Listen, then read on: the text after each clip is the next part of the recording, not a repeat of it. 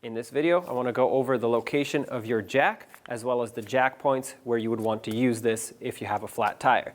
Now, in this video, we're using the 4-door crew cab or Super Crew F-150, but if you have a 2-door or a extended cab with the 1.5 doors, it'll actually be located behind the front seats, not behind the rear seats like in this video. So keep that in mind. Now, under the hood is where your jack handle is actually located. It's this bar right here, and you can just pry it out over here.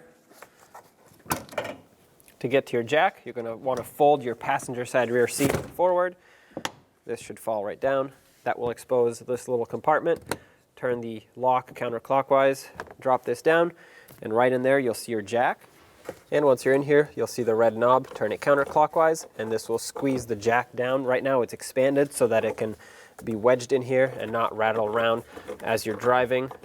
So once you compress it almost all the way, you don't really have to go all the way, but just enough so that you can tilt it out of here. Okay, so it looks like this handle is going to be in the way. Lift this up, move this out of here. Now, here's your jack. Now in the front, if you need to change one of the front tires, you can use this cross member here. This is part of your frame. Don't go on this shield, but right here, well, preferably on one side so you can jack up just the affected side. So you can use this as a jacking spot, and you can put the jack right here, preferably not right here where it curves. It'll slip and slide out right where it's flat.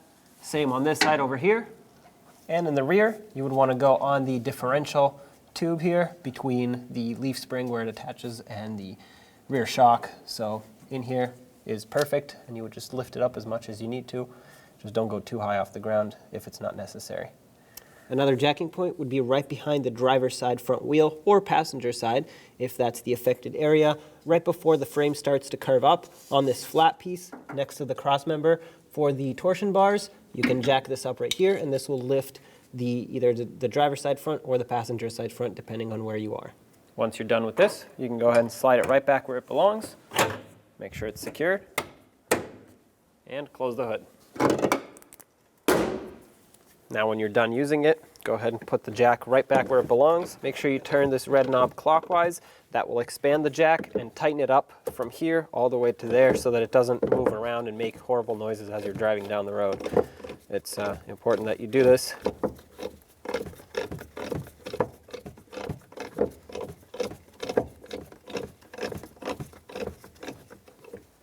All right, this one's getting snug. Perfect.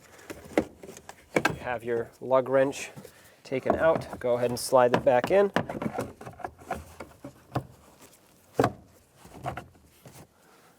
Close this little compartment here.